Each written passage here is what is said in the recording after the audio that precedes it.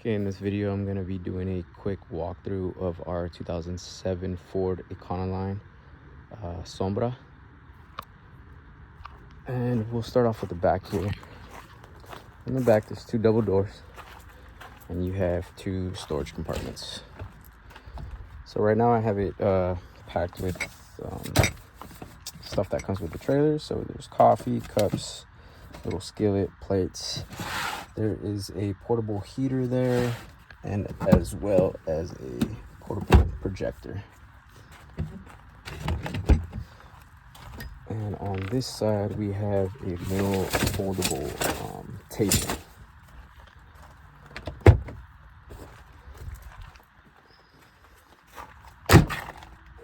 Oh, forgot to mention, on this side is all the electrical components. You got some extra fuses here just in case any of the fuses go out, and you have your entire system shut off. So, there's really no reason to shut these off unless there's I don't know, some type of emergency where you have to shut the power grid down. But they're all secured with breakers in between, or fuse breakers in between each electrical component. So even if there was a short, they would short out the fuse and protect the system. But if for some reason you did have to shut it off, you would twist both of these off and it would shut the complete system off. So on top of the van, you have a steel frame with 200 watts of solar panel. And you also have a roof air vent.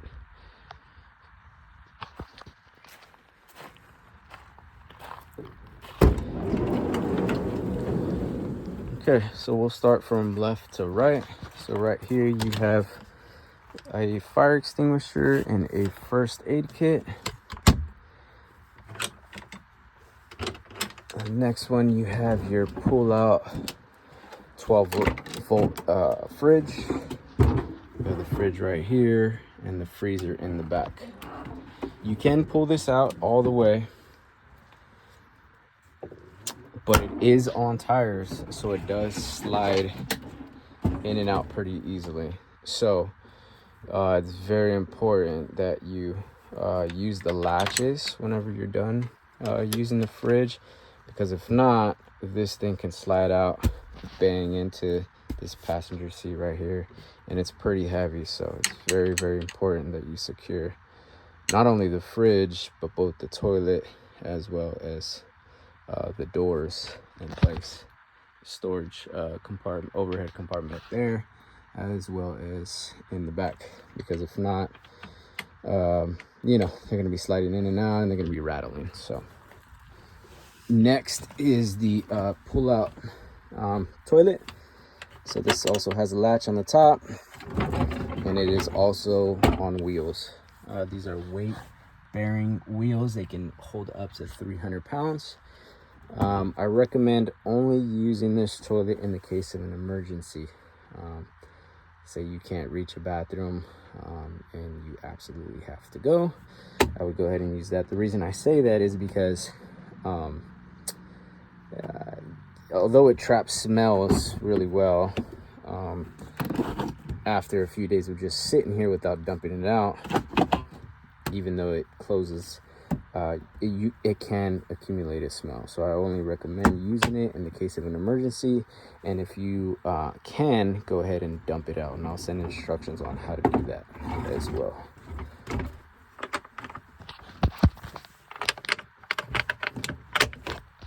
And sometimes you have to line this thing up and wiggle it around with one arm to secure it into place. So next we have the sink. Now I leave both of the tanks empty. The reason I leave them empty is because I leave it up to you whether you want to fill this up with drinking water, or if you want to just utilize faucet water for washing your hands. Now you can use it as drinking water. This is new, and I try to purchase new ones as much as possible so that they're nice and clean for drinking water. You can also buy your own 5-gallon jug and put it in here and use that as well if you don't want to use these. And here is the faucet.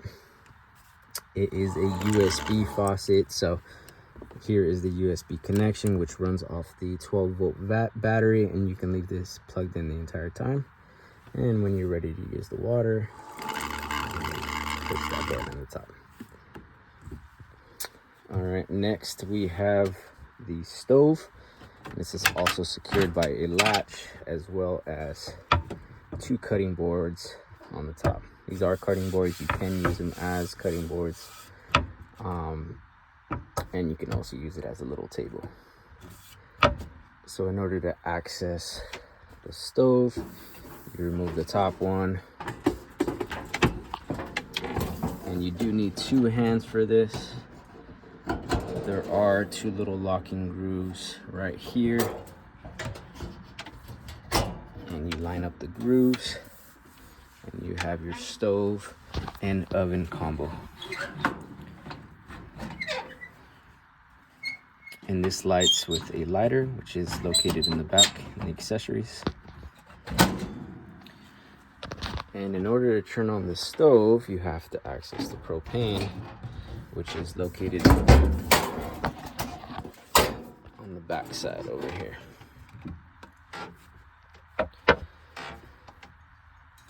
And you simply just twist this on and propane will get released into the stove.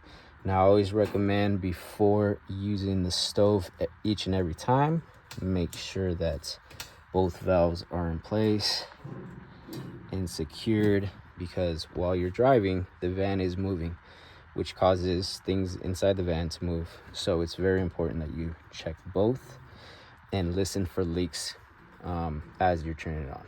Again, there's a fire extinguisher right here in the case of an emergency, but very important to double check that before you start your stove.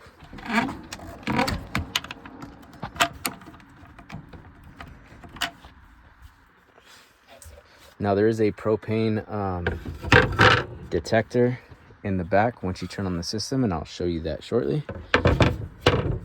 So next, we're gonna go to the overhead storage compartment right here. Now this one is a little tricky to access because you got to remove the curtain in order to access this. I mean, it's not difficult, but you do have to lift up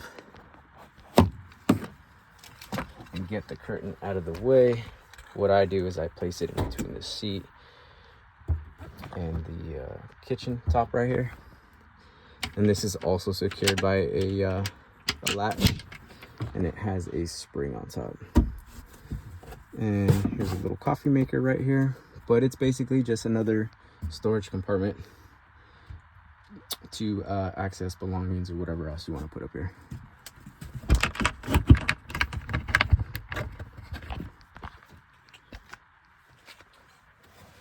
Put this curtain back. Now moving to the right side, you have your light switch right here, and this is a dimmer light, and this runs right off of the battery, and you can turn the lights on and off as you please. You have a little coat rack or towel rack right here, as well as a mirror. Okay, now moving along to the battery monitor, which is very important piece of the van right here, and this is going to tell you how much battery power you have left. Now you have the battery in the front of the van as well as the battery in the back. As you're driving the van, this van is equipped with a battery DC to DC charger. So as you're driving the van, if there's not a lot of sun out or your solar panels are not getting sun exposure, the van will charge the battery in the back. But it's very important to keep an eye on your battery levels at all times. And if you're in a place that doesn't have a lot of sun and you're trying to conserve your battery life, I recommend disconnecting as many things in the van as possible that you don't need. So you can hear the propane detector, I always recommend keeping that thing on whenever you're cooking. You want to know if there's any type of leak within the van. Super important. As you can see right here on the battery monitor, we have 99 amp hours. We're still at 100%, but those little down arrows are indicating that you are currently using your battery. This tells you your battery volts. And since it's pretty sunny out, and there's a good amount of sun hitting the solar panels, even though the inverter is on and the electrical inside the van is on, it's going up and down. So it's currently charging, losing power, charging. So we're pretty much staying steady right now, which is a good thing. So over here we have our roof vent and fan. Very easy to use. You turn your fan on. You have your little roof vent right here. Now there's some fresh air. And we have our fan speeds.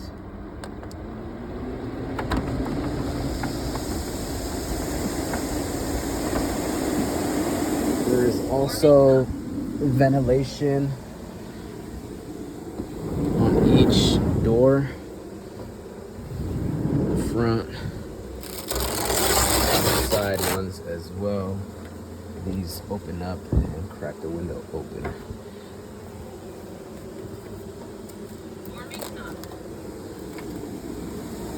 Now moving back to the storage compartment in the back.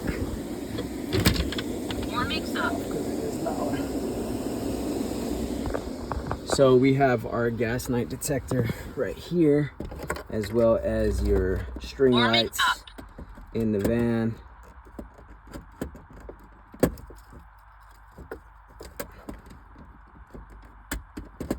Warming up.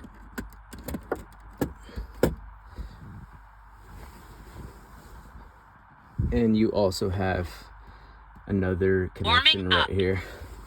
Now you can always disconnect these things if you need to utilize 3 outlets for your electronics or whatever else you need to use. On this side there's another USB connection which you can use to charge your phones as well. And I recommend sleeping on this side with your feet towards the back. The reason I say that is because there's an overhead cabinet right here, and if you have your head down there and you wake up in the morning, bang, you could hit your head right here. So I always recommend sleeping on this side. Also, for those people who are a little taller than 5'7", 5'8", which is the length of the bed, what you can do is you could slide the bed out this way, put your head on this side, and now you got an extra foot or so towards the end to hang your feet off the edge for those taller people. That's basically a sum up of our van Sombra.